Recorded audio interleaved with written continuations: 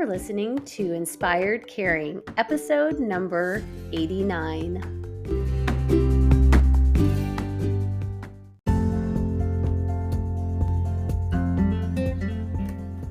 Hello, welcome to Inspired Caring. I'm your host, Michelle Magner.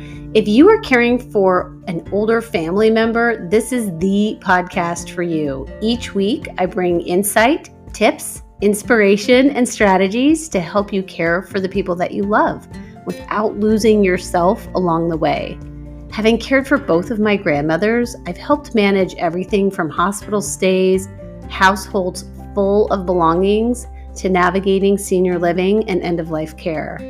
And I've worked in senior living as a result of that experience, serving my residents and their families as they've been on this journey too. Thank you for joining me today, and I hope you enjoy this episode of Inspired Caring.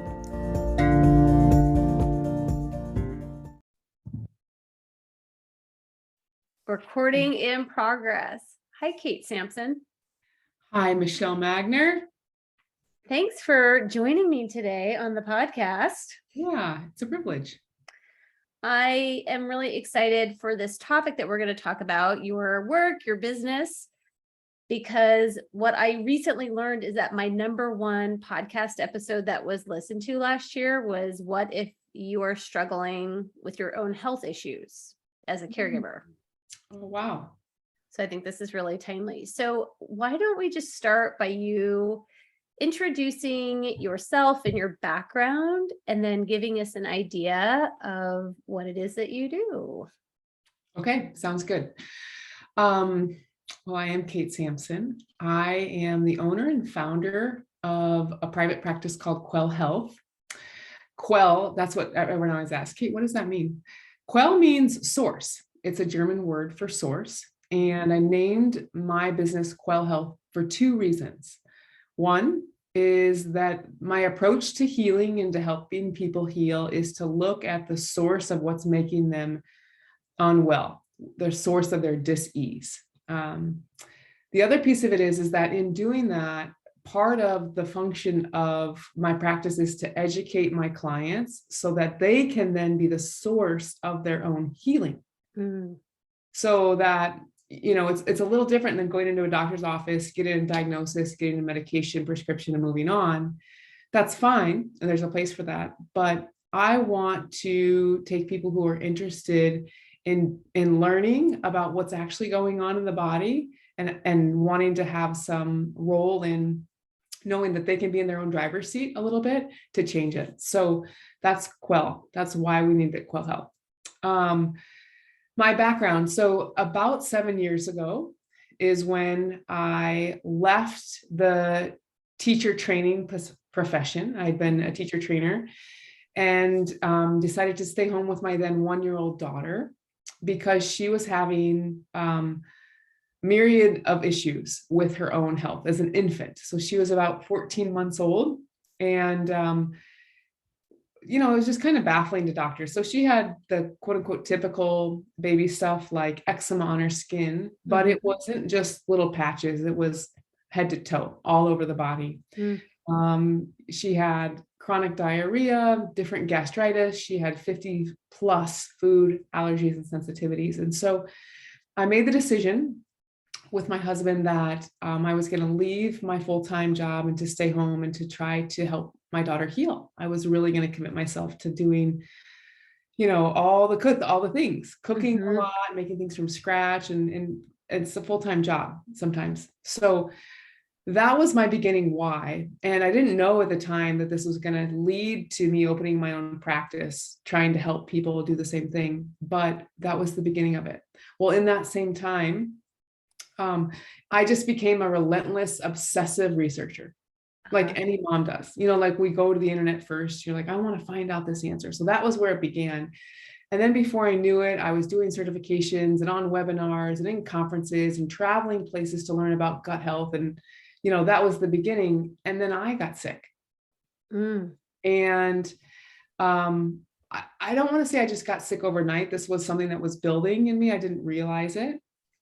But I started to have a lot of mystery symptoms of my own. So at the time I was about 33, 34 years old. And, my hair was falling out. I had heart palpitations. I went through a whole battery of EKG, EEG, all these tests because my heart would just not stop racing. Wow. My moods were off, my hormones were off. And I would just fall asleep in the middle of the day. So it kind of felt like narcoleptic, like I could just like fall asleep. And so it's a zonk lot of out. chronic fatigue in there. My thyroid numbers were off. And, I went to my endocrinologist, and who was a very well-meaning individual. And he said, "Okay, this is easy. All you need is about a 5 milligram tablet of Synthroid." Mhm. I said, "Okay." I said, "For how long?" He said, "Forever." And I said, "Thank you, but I'm going to do it a different way." And that was it. And so I decided at that point that I was going to figure out why my body was reacting in this way. And fast forward now 7 years, there were a lot of things that happened in our family at that time, different businesses, et cetera. And in 2020, early 2020, in August of 2020, I should say, I made the decision to open my own practice. So 2020 afforded me some time to do extra certifications, and I started teaching. And when I was teaching this to a class, I had about 12 people in my class. People started to ask, "Can you work with me individually?" And I said, "Yeah, of course I can." And that was really what I call like the God wink of like, it's time to do this, Kate, it's time to go. So December 1st is my 2-year anniversary actually of having Quell Health. And happy anniversary. Thank you. And I've been able to serve and work with hundreds of people. Hundreds, over 210, I think is the number I just looked. Oh my gosh. It has been a great privilege, and I just love what I get to do. So my focus is people with chronic and autoimmune like conditions. So not the, oh man, I have a cold and I have a headache and it's an acute thing. This is people who have lagging, lasting, nagging symptoms that won't go away. Those are the people I like to work with the most. It seems like it would be really overwhelming because, and confusing, because I think for so many of us that are walking around, we attribute a lot of things to our age. Like, oh, I'm just getting older, or I'm just feeling run down, or we attribute a lot of things to our current circumstances, situations. And I think there's so many people that have these bigger undercurrent health issues that they are struggling to even really get diagnosed or identify what's going on. So what is like a first step that I would take with somebody, or yes yeah take? Okay, so the first step is always to ask a lot of questions. So when people come or they find me, I will always do a phone call together. So it's about 30 minutes where I ask a lot of questions, and the questions stem all the way into your childhood. So did you have mononucleosis as a child or even as a young adult? That's a question I ask, because if you had mono as a young child or as a young adult or even as an adult, then I know for a fact that you have the Epstein-Barr virus in your body. Why does that matter? That matters because unfortunately, Epstein-Barr virus, there's many, many varieties of it. And it is the reason why people, for example, have thyroid issues. It is the beginning. It is a virus that has grown and has strengthened. So it goes through stages, okay, just like cancer does, okay? So I would ask a lot of questions and to try to get a little sense of what have you had, what have you gone through, what have you tried, what are your symptoms? Are you someone who's dealt with sinus infections in your life? Have you had ear infections? Those answers tell me a story of a pathogen load in your body. And when I can understand what kind of pathogen load, so pathogen is just a fancy word for viruses and bacteria, then I can get a good sense of where we need to begin. And so it takes the overwhelm out for people, because dis-ease there's an equation that I like to use, and it is pathogens plus toxicity. Okay.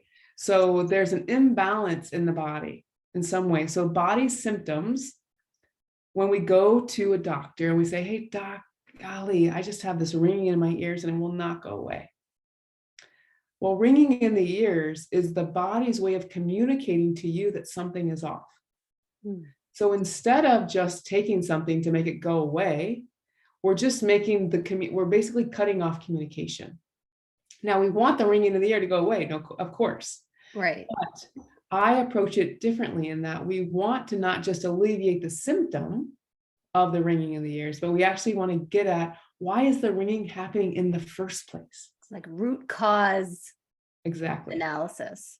Exactly. So that's, it's not that complicated. It's really some form of that same equation across the board. Pathogens, toxicity, disease. And so every individual has a little something different. We all have something different inside. We all have a different mixture of heavy metals. We all have a different mixture of different pesticides and herbicides in the body from fruit and vegetables we've eaten that are, been sprayed, et cetera. We all have it. No one gets a break on this. We all do. So that's where we begin. And then I fact find, and then I would set up basically a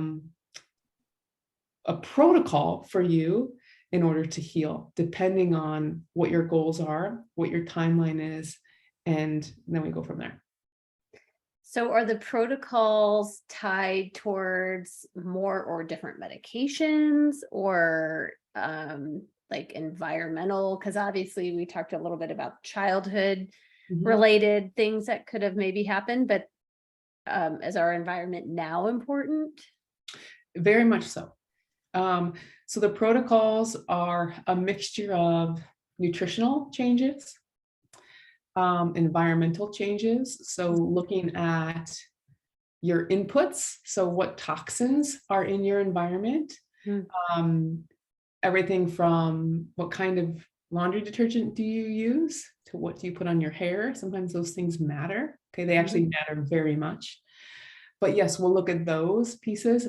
But then we also have to look at the stress levels in your life. Okay.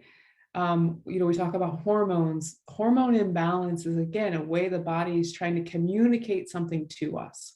Okay. So it is, for protocols, depending on if you're a person who it's 100% physical, it would look one way. And if it is somewhat physical, but it's also behavioral. So I work with a lot of people who, will say things like, Kate, no matter what I do, I just can't fill in the blank. Yeah. And there's a behavior there that we need to help begin to change, because the behavior is what's actually keeping them from getting well. So let's use the weight. The weight is the greatest example. No matter what I do, Kate, I can never lose weight. Right. Well, that just tells me that what you've done thus far isn't the right protocol for you. Okay, it's not sustainable, because that's not true. Okay, that's not true. We were created perfectly to heal. That's why we scab when we get a cut, right? The body is intended and designed to heal. We have to, and what I help with is to help design an environment. So the protocol is the environment for healing. And for some people, they may need to look at the toxicity in their home. Sometimes it's that. Sometimes it's not just what you're eating, it's environmental things in your lived environment.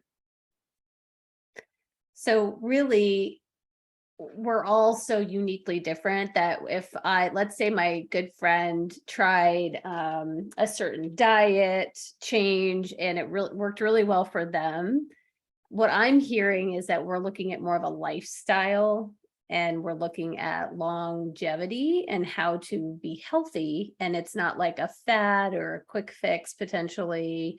And what works for someone else isn't necessarily going to work for me. That's right. So that's true and not true entirely. So let's go back to your initial kind of your question, or, you said about the most popular episode, which is what happens when the caregiver isn't feeling well. Okay? Right. What is so normal and what we all do when we're under stress, when we're caretaking, is that we often look to food to cope. Mhm. Okay. And we don't typically look to leafy green salads. Most of us don't, at least. Okay. We Yeah, look like I want some real comfort food. Hand me the kale. exactly like, man, I cannot wait to have my green juice. Most of us don't really crave those things. We don't associate comfort with those.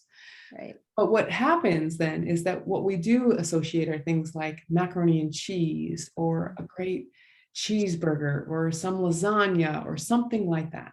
Okay. Mhm.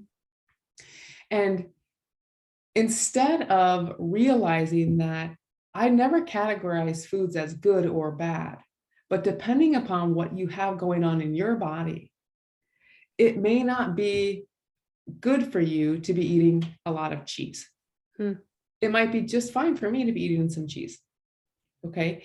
Now, it doesn't mean cheese is inherently good or bad, but for your particular condition going on, cheese is not favorable for you, for example. But Right. when we're caretakers and we're just looking for comfort, nearly every food that we look to is either covered in cheese, baked with cheese, or, comes in a lasagna roll dish with, so Right. it's Yeah. very, very hard to eat a diet that is quote unquote anti-inflammatory or that is disease preventing when we are truly just trying to survive, Right. because our gas tanks can only be so full. And when we give and we give and we give, oftentimes we end up just running through somewhere quick to pick something up because I'm on the go, or I'm tired at the end of the day of caregiving. I just don't really feel like cooking, so I'm going to throw frozen pizza in, or whatnot. Mhm. Yes. Okay. That So resonates with me. exactly. Now, all of Yeah. us do, Right. right? All of us. So what happens though is that there are foods that when we eat them with particular low grade viral conditions, they continue to feed that virus. Okay. Hmm. And so that can make us sicker. It can give us additional symptoms. And stress is a huge feeder of dis-ease. Wow. So that's the double whammy of the caregiver, is that you're trying to do the best you can, but most of us don't take a lot of time to meal prep for ourselves. We're just trying to take care of everybody else, and then I'll eat something when I have a minute. When the best advice I can give caregivers is to take 1 or 2 hours out of your weekend Mhm. and prepare yourself either a big batch of soup, or meal prep 4 or 5 different lunches, so you just have something that you can turn to healthy. Because the difference in what's going to happen mentally for you when you've had a hard day and you feel stressed and you come home and you choose to feed yourself something nutritious, Mhm. versus then feeling even worse about yourself because you just feel gross about what you ate, Right. that matters. Hmm. That matters. And it's not as hard as it can feel when we're in the midst of it, but we have to take a step out and do some planning.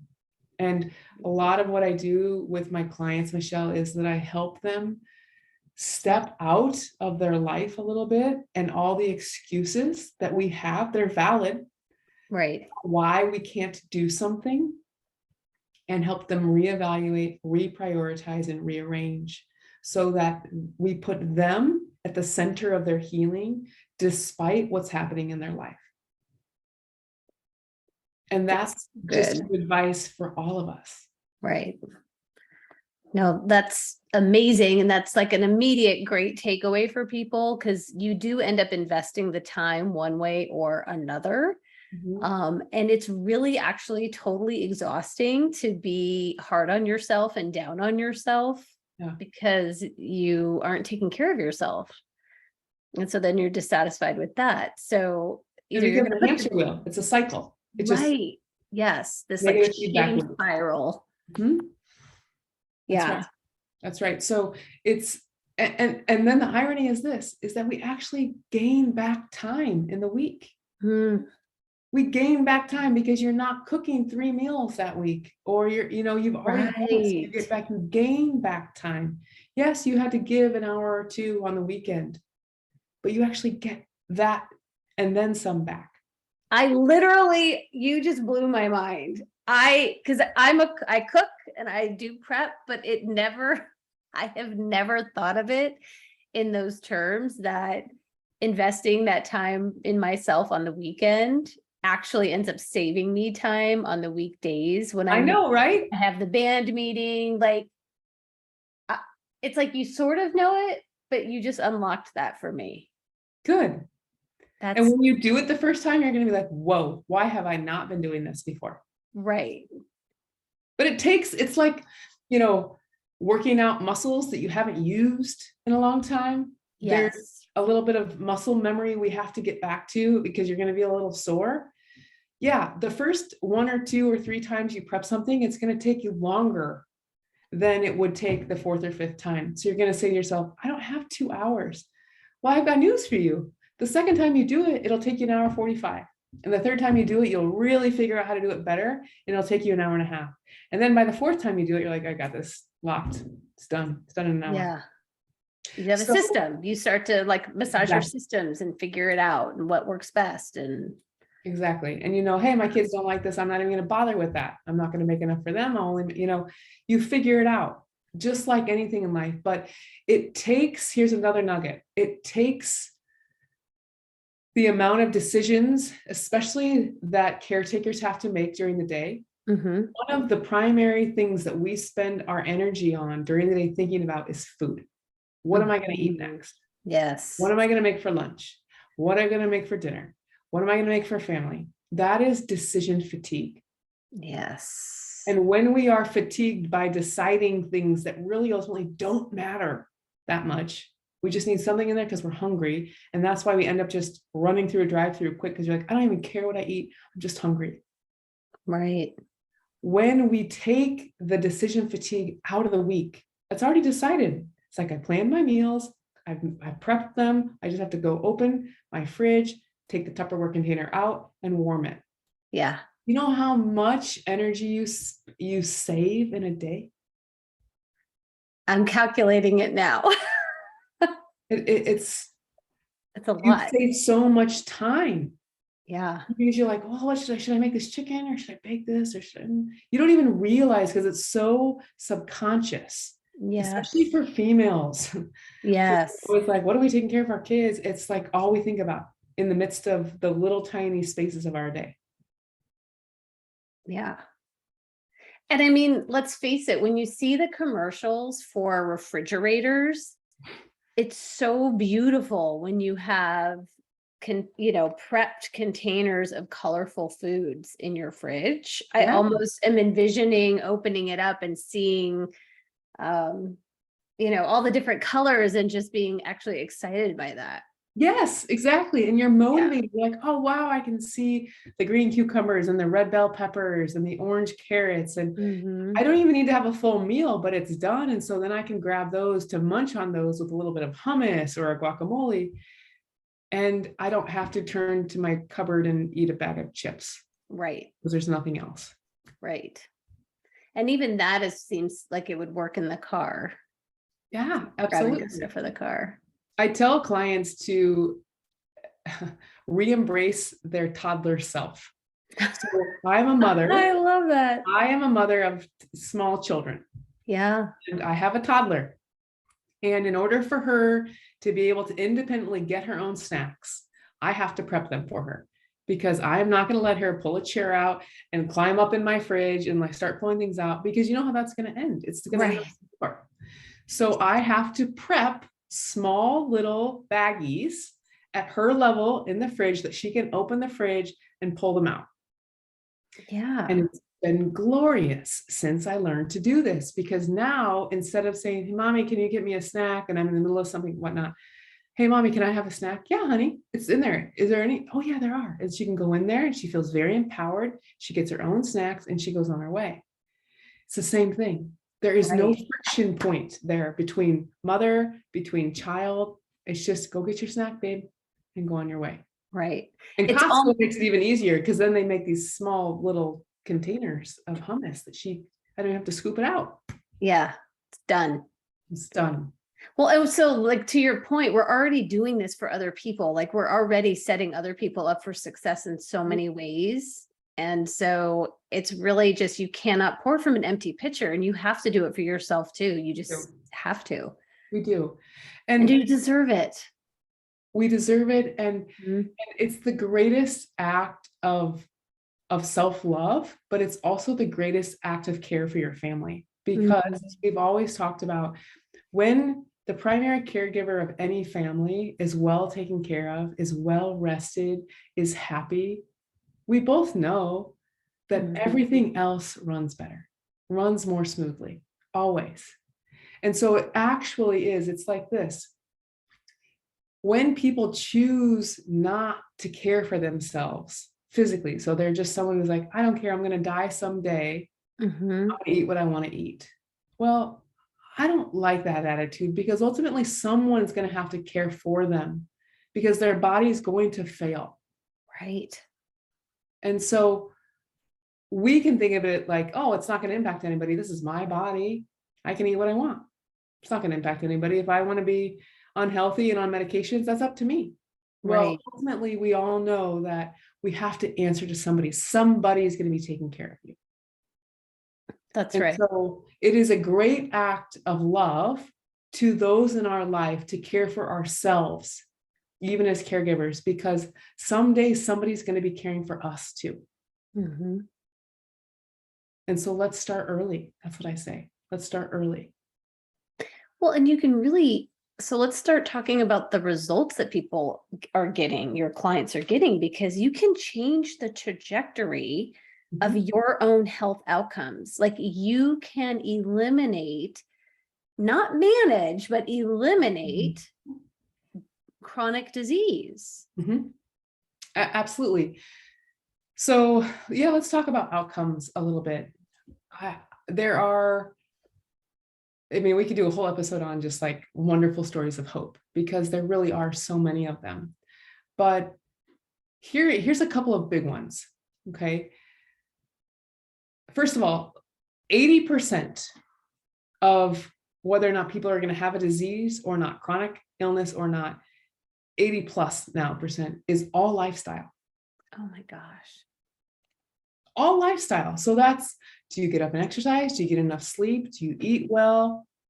Okay. All of those things. 80 plus percent. Genetics only play less than 10% of a role in whether or not we're going to be, dealt with an illness of some sort as we go through life. Wow. Less than 10%. They're saying even less than that now. So even genetics, there's now a subfield called epigenetics, Mm-hmm. okay, which is the study of how the genes in our body express. So we know now that you can have a set of identical twins, same DNA. Mm-hmm. One gets cancer, one does not. Why? It's completely epigenetic. It is, they look at those genes and can say, well, we'll use Michelle versus Kate. Michelle, she was very active in her life. She was an athlete. She was very conscientious about what she ate, and she worked out. Her stress was low, etc. Kate, however, she was kind of a nervous Nelly a lot of her life. Mm-hmm. She ate a lot of her feelings, and that's what it is. Okay. And these are the differences. And oh, by the way, she was a smoker. Mm. Okay. We look at smoking as like, oh yeah, well, of course you're going to get cancer if you smoke versus that he does, but it's not that. Epigenetics, the environment in which we live our life, plays an enormous role in what's to come. So we know now that cancer is completely preventable. It's a lifestyle disease. We know that now. Wow. Yet 1 in 3 of us is going to have it. And so it comes back to being on us. So these positive stories of hope, of people's lives being completely changed. I'll tell you the most recent one. I had a gentleman who I worked with over the course of the last 3 months, whose wife called me because he was suffering from chronic pancreatitis. Okay. Okay, so that's essentially an infection of the pancreas. Sounds really awful and Horrible painful. stomach pains. Okay, this gentleman is barely 50. Okay, otherwise very healthy, not overweight, active guy, but just in the last year started to get chronic pancreatitis. It kept reoccurring. Mm. And his doctors were a little baffled by it. And he was on some medication, but it just kept coming back and he didn't like how he was feeling. So his wife, whom I had met at a different event, called me and said, "Hey, could you work with him?" Yes, of course. Well, chronic pancreatitis is actually a liver issue, first and foremost. Mm. So we spent the last 3 months healing his liver, changing his diet, because his diet, although he didn't eat poorly, what he ate wasn't helping and already compromised pancreas. Okay. So we changed that. I taught him how he needs to eat in order to keep the inflammation down, to avoid other flares. And he's not had not a single flare since we began working together. Oh my And not God. only that, but he's yes, he's slimmed down, he's lost a little weight, but he's happier. He said, "Kate, Yeah. I never felt this good in my life. I actually feel really good." Because we didn't just look at the pancreatitis, like that was a big part of it, right? But in dealing with his liver and taking care of his liver, so the liver is our fountain of youth. All liver health is the fountain of youth. Okay, we don't often talk about it, but the liver is the body's filter for everything. And it takes a beating over time, Right. beating because we just, whether we're in college and we don't care and we drink a lot of drinks or Mm-hmm. really high fat foods, or we have a lot of stress and adrenaline, old medications, that it filters everything. Okay. And so at some point it starts to get sluggish and slows down and doesn't work as effectively. Okay. It's like an air filter. If we never clean it, it's going to get Right. clogged. Okay. So this man who has, 2 middle school aged children, who he's now able to live without fear, because he would get fearful every time he would eat a meal that he would be doubled over in pain. Right. And he had just normalized it. And so many people, that's my question, Michelle, and this is the question I ask to my clients on every day is, how long have you lived with this? Mm. How long have you lived with this unnecessarily? Because so many of us are just living in pain. Right. Because we don't think that there's any other way. And my message to you and to everyone else is that there is always another way. It's whether or not we're willing to be disciplined, because it takes longer for it to last. Because it's like medication, food is medicine, is you got to do it daily. Like if you have your pill, if I have my Synthroid pill, I have to take it every day. Right. Yeah, I couldn't absolutely. take it once a week and think I'm going to get any benefit from it. Right. Right. Same thing. So, that's just one story. I've had people come off of anti-anxiety and depression medications by using food as medicine, getting I was off. going to ask you that next. Mental Yeah. health is a huge, huge piece of this and can be managed the most effectively with nutrition and some key supplements. But I don't like to use the word because everyone rolls their eyes at supplements, and there's a place for certain ones, but there's Right. also a lot of not so good ones out there too. Yeah. Mhm. So the whole conversation just feels like a beacon of hope that if someone is feeling run down or not feeling well or not feeling themselves, that it's worth them continuing to explore. Mhm. Exactly. And with a note of caution, what I will tell you this is that when I began this, I was a slave to the internet. I took a few wrong turns, Mm-hmm. took a left turn and tried things that sounded right. And there's a lot of trendy things out there. There are. And there's also a lot of bad advice too. Right. So what I would do is either contact your physician, a doctor, contact a trusted alternative practitioners. So there are acupuncturists, there are chiropractors, there are naturopaths, there are people like me, nutritionists, that look through different lenses of how the body can heal. Contact someone like that for a second opinion too.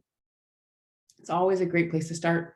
And then you can feel either more confident in your way forward. But I will say this, if whomever you see doesn't ask you about your nutrition, they're missing an enormous piece of your pie, because it's going to likely have to be modified in some way if you've been living with something chronic in order for you to have a different outcome on the other side. So and that feels okay. pretty consistent, that physicians don't ask about that. They don't. They want to know what medicines you're taking. Yeah. Yeah. But It's they're just not asking. training. Yep. Exactly. Yeah. And I was just watching a TED Talk last night, and the gentleman said, to this day, we are not talking about nutrition in med school, which boggles my brain. Mm-hmm. That's another topic for another day, Michelle. Yeah. It really is. But it is sad because, and especially, let's talk a minute about those who we're caring for. Right. Our aging family members and friends. Okay. We're not talking about prevention anymore because we think, oh, they're older and we can't prevent anything. It is never, ever too late to change. Ever. So if, here's a good example of someone, and she's actually still in process, but she came to me because her husband was showing signs of early onset dementia. She was very concerned. And she had heard through somebody else that maybe there was something that we could do to help him. I said, there is. I mean, I can't guarantee this, but one of the aspects of dementia or memory issues in general is toxicity in the brain. And so we've got to remove toxins from the brain. And when we begin to do that, the neural pathways in the brain can function and send electrical impulses more effectively. Okay. So I gave her a couple of suggestions of things that she could do. And the last I have heard, and I will be honest, I have not spoken to her in about 4 weeks now, but he was finding things easier, like not losing his keys as often, things like that. So we don't know the power of the body, the malleability, especially of the brain. We talk about aging health, right? But we do know that when the brain begins to age, that something's causing the aging. Oxidation is causing aging. That's what causes aging in the body. So if we can, and what oxidizes in the body? Metals. Okay. There's a lot of oxidation, a lot of free radicals in the body. So this individual, she said, I'm just going to do this kind of for the rest. We'll see how long it goes. And I said, the longer you do it, the more substantial the changes will be. But you can't expect miracles overnight. It's going to take multiple months. Give it 6 months. And that's the difference, is that using food as medicine is a process. And oftentimes you can get relief very quickly. Some symptoms can go away really quickly. But for things like Alzheimer's, dementia, memory, mental health, it can take multiple months. And I say 6 months to 2 years of consistency. And so sometimes people say, I don't want to wait that long. Okay. Pick your hard. Right. That's, hard. This is hard to make some lifestyle changes. It is. It is hard to get up and make this smoothie every single day, or it is hard to eat the blueberries every single day, or whatever it is for you. Okay. It is hard because it's new. It's different. It's not your normal. But what the alternative is actually far harder. Okay. Suffering the heart attack, suffering from the memory loss. Right. The 10 plus medications you're on for the blood pressure and the cholesterol and whatnot, that's harder. So we ultimately are always going to have to pay in some way, right? Like that's life. And I say, pay for your health in the currency of food first. Mm-hmm. And save on all the medical bills down the road, save on the medications, you know. So there is great hope. And this young man, or this not, he's a young man, he's in his 50s, that's young, right? Yeah. But to not be losing his keys all the time, that's improved his life. So hopefully he'll continue on and continue to see good healing there. I love that. Well, I mean, as we wrap up, I think something that I'm thinking right now is that when you start down this path, you are not going to have the same energy that you have right now. So while it might feel harder and more exhausting at first, you literally and physically and emotionally and mentally lighten up as you go. So it's not going to take the same energy and bandwidth. And like you were saying about practicing and in your protocols, like, so don't think that you're going to be slogging through the whole time. I think that is such a good point. It's exactly like, right. It all gets easier and better and better. And it eventually isn't as hard. Like when you were a little baby kid, you didn't know how to brush your teeth, right? Or walk, and you fell a lot, and you had to just keep practicing, and then you can do these things without even thinking about it. And I get the sense that that is where we end up with this too, through working with you, and it does get easier. They're habits, they're new habits that, the simplest thing, if I told your listeners to do one thing different, it's to wake up tomorrow morning and drink a glass of lemon water the first thing in the morning. That can become your new habit. When you do that, you alkalize your body, you detox your liver, it's hydrating. If you just did that one thing, you prove to yourself, I can change. Wow. That's it. That's such a great takeaway. Well, I was going to ask you for what's one last thing you want people to take away. Is there anything else that you think you're feeling compelled that maybe somebody needs to hear? Do you feel like we covered it? Yeah, I think we covered it. I mean, the only nugget I will say is this, is that if you or someone you love has been given a diagnosis, know that it is only a diagnosis. It is a label. And it doesn't mean that it's your label forever. It's your current state. And that there is ways to heal if you're willing to try. And especially under the notion of autoimmune, when we say the body's attacking itself, the body is not attacking itself. The body's attacking an invader, something that's not supposed to be there. Don't ever give up on your body. It doesn't fail you. It will never fail you, right? That's my takeaway, is for people to trust in their bodies again, and to take back the ownership and the power to be able to, drive the bus. You are the bus driver. Don't let someone else drive it for you. I love that. How do we spell Quell, and how do people get a hold of you? Quell is Quelle. So you can Google quellhealth.com. Okay. You can email me, kate@quellhealth.com. That's the easiest one. You can go onto my website, quellhealth.com, and you could click on the link that says schedule a health clarity, and we can have a phone call. No charge. It's just as a phone call together. And I can share a bit about my practice and what we do, and you can share about what you have going on too. That's perfect. Well, thank you so much for being here. Michelle. I feel really confident that somebody's walking away thinking a little bit differently. I hope so. I hope so. It's just really is. I mean, talk about a month of hope, of waiting. Yeah. It's here for us. Yeah. Well, thank you so much. Yeah. Thank you, Michelle. Thanks, everybody.